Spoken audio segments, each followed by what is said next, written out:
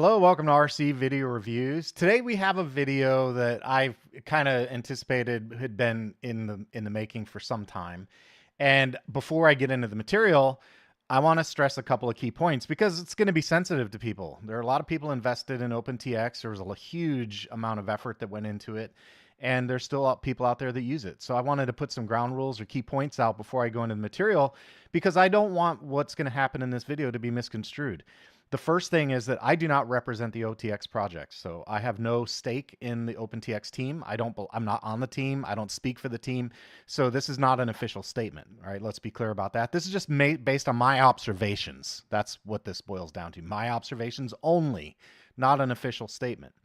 The other reason, a lot of people that follow the code, they might say, well, yeah, no kidding, man. We haven't seen a release since April 22.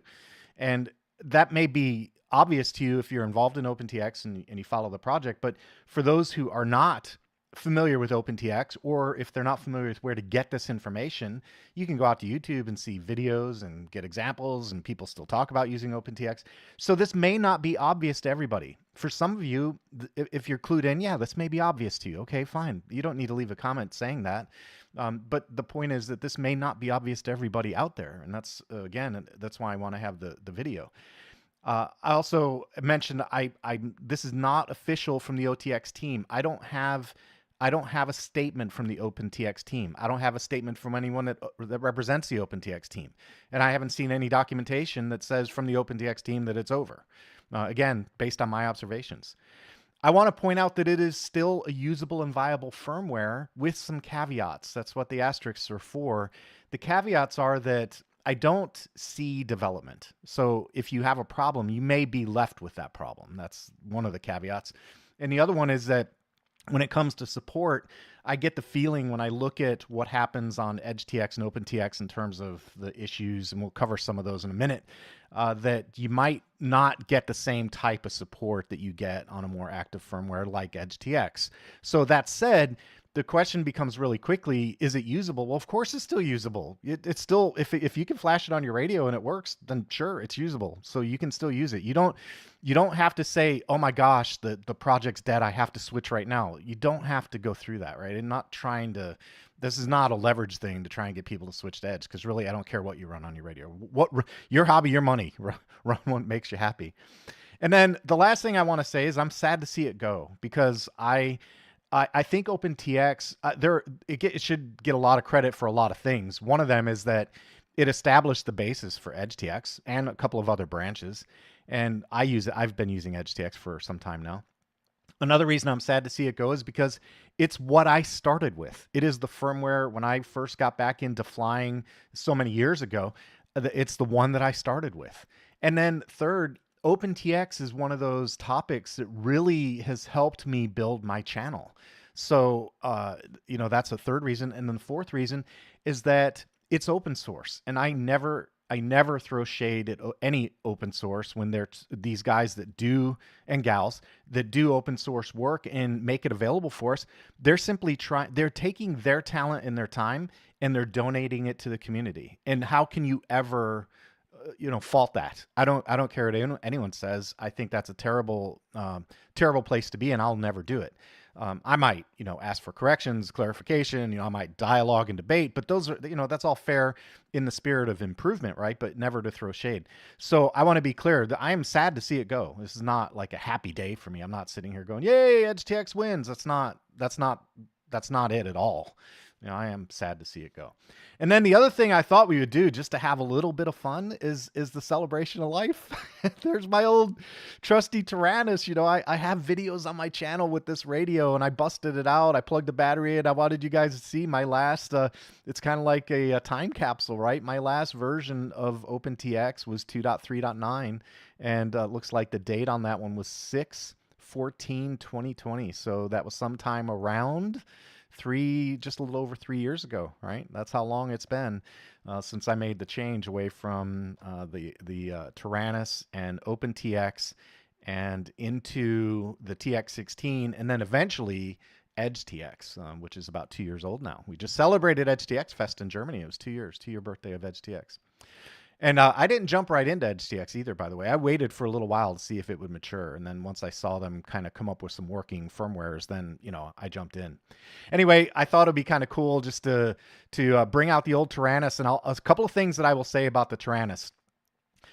I still think they have the best pots in the business. I want to steal these pots because they are just so good, man. They feel like they're hydraulic. I love the pots on this radio, and the sliders too. The sliders I think are still superb. They're very, very good sliders. Of course, I have the old M9 gimbals, and this is the internal FreeSky ACCST protocol for connecting to D16, L12, D8, and the other FreeSky options that might be available on that radio. So quick look, blast from the past. There's the old trusty Tyrannus, and I have a feeling this will probably be the last time this one is shown on the channel. Anyway, with that out of the way, let's get into why we're here and why we're here. Why we are here. Sorry, I was having a technical issue switching for some reason. It didn't switch. Here's why we're here. And I'm going to give you the evidence that I have on why I say OpenTX is dead. The first one is, let's look at the downloads. If we look at the download page, and by the way, all of these are available in the description. I put the links for these pages in the description. The links for the links, John, come on, get it together, buddy. I put the links for these pages in the description, so you can use the description to go to these pages if you're not familiar with how to find them. And what we can see here is OpenTX 2.3.15 was the last release, and that was April of 2022. I did not go back. I'm not trying to do a comparison to EdgeTX, so I didn't bother to go back and see how many releases EdgeTX has had in that same period of time, but it's more than one. I know that. So that's the big first indicator, is that we are now a year and 4 months past, almost 4 full months past the last release. And if you look at the other release history, you can see that in 2021, they had OpenTX 2.3.11 in 2021, and then .12, and then .13, and then .14. So this is a pretty good indicator that that pattern is broken. And of course, if you look at 2020, there were even more. So there were 1, 2, 3, 4, 5 releases in 2020, 4 release 1, 2, 3, 4 in 2021. And then since then in 2022 through now, only 1 release. So that is the first indicator that this project is dead. The second indicator is that I went to the GitHub and I looked at the commits and changes. And if you look at the commits, the last update on the GitHub was 5 days ago, and it was to credits text, and all they did was they added Timothy Jackson as a contributor to the credits. So that was the last update. If you look through here, you can see the prior updates 3 years ago, 5 years ago, 9 months ago, 4 years, 3 years, last year, 6 years. So it's like when you look through and I know this is not the entire, I know it's not the entire code structure. I get that. But your point is, we're not seeing much in terms of updates here. So very little going on in terms of actual contributions and movement in the code base itself. So that's a pretty good indicator that it's over, right? The party's over. And then the last one, this is the kind of the big one. This is the last bit of evidence that I have that I can show you. And this evidence is in what's going on in the close. So I went to the issues list and I turned the filter on for close, saying, let me see the closed issues. And if you look, the real key is to look at these dates. So we've got August 2nd, we've got last week, August 10th, June 2nd, then April 3rd, February 23rd, and then January 6th. So bottom line, you've got 1, 2, 3, 4, 5, 6, 7, 8 closed issues since the beginning of the year. And let's look at a couple of them, by the way. So here's one. I looked at this one. This guy, he says, why do my outputs show XYZ? And 3DJC commented, don't flash the PPM-US version. So that's not an issue. That was really a question. That wasn't an issue that was like, something where there was a bug or a problem reported that the developer said, oh, we need to fix that. That's not what happened here, right? This is just a question, right? It's PD. Here's another one. Companion update fails in Windows 10. The issue tracker for development of OpenTX is not a support site, only bug tracking. Please support groups like RC groups, blah, blah, blah. The response was, please close this nonsense issue. So a little bit of an argument ensued. I'm not here to pass judgment on that. I'm just saying this is not really like classified as an issue. They closed it right away as not, not valid. And here's another question that was entered, or an issue is entered, and he was talking about wiring on an R9M and a Radio Master, and then he figured it out. I used an inverter, and he closed his own issue. So my point in going through a couple of these was to let you know that the issues that we're seeing in OpenTX, they're not issues that are being closed related to development. And again, if you contrast that with what's going on at EdgeTX, they take an issue, they triage it, they list it as a bug, they categorize it. If it is actually a problem, one of the developers will take a look at it and they'll start working on it. And if it's not a problem, then they'll defer it, they'll close it as a question that doesn't need development support. It's just mainly like an operational problem. So that's it.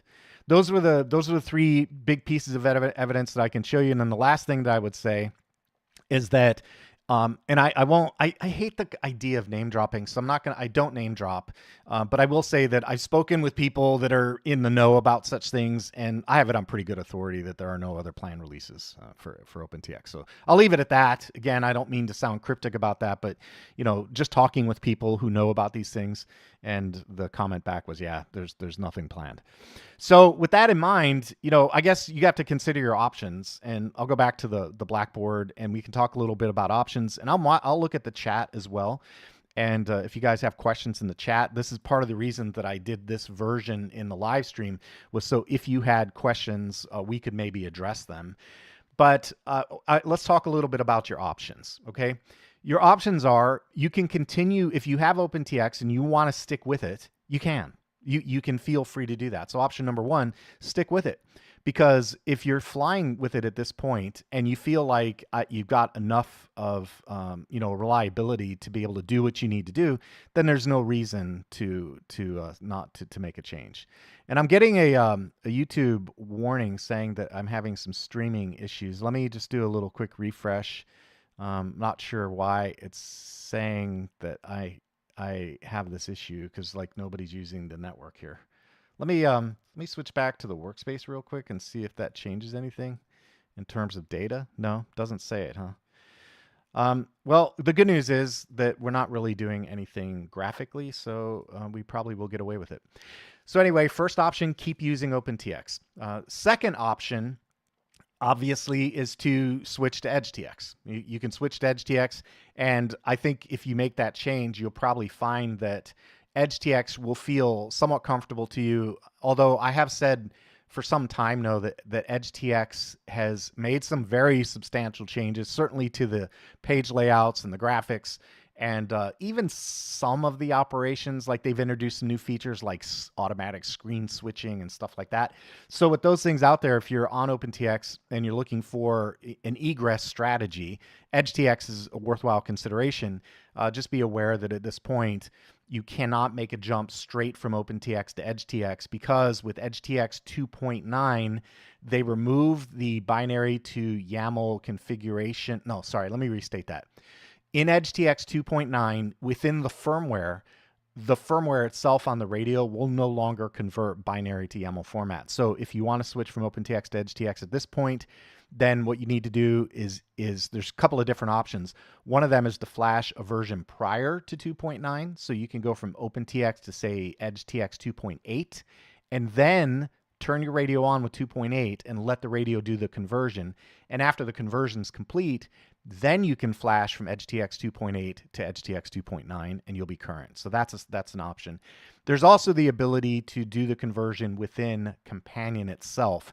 So if you connect a EdgeTX radio to Companion or an OpenTX radio, you should be able to import your models and then write them out to the radio as well. Although I have to caveat that by saying I haven't done any experimentation lately with pulling in from OpenTX and writing to EdgeTX. I think it should work, but just to be fair, I haven't done any experimentation, so I can't say that as an authority, right? What I can say as an authority is if you take your OpenTX radio and you flash EdgeTX 2.8, EdgeTX will convert your binary to YAML for you. And You will lose your widgets. You'll still have to go in and set up your widgets again. And I've heard reports from some people about telemetry maybe having some problems during the conversion, although I never experienced that. You may pay attention to that. You may have some telemetry issues you need to clean up, but you will get the conversion. So you can go back and set up your widgets again, and you'll be on EdgeTX 2.8. Then you can upgrade and flash to 2.9. That'll get you current. And then obviously the third option, which is probably less desirable, and that's to consider alternative radio sources. You know, you can maybe look at a different platform, maybe go back to Spectrum if that's where you came from, or obviously, you know, Futaba, they make some good radios, JR, you know, there's some other options out there as well to consider if any of the prior migration strategies don't work for you. So just to recap, in terms of migration, you can stick with what you've got and run. You brought OpenTX 2.3.15 to the dance. You can take her home, you know, ride it into the ground until you're done flying. You know, that's one option. Another option, migrate to EdgeTX, and that's the one I would recommend if you like the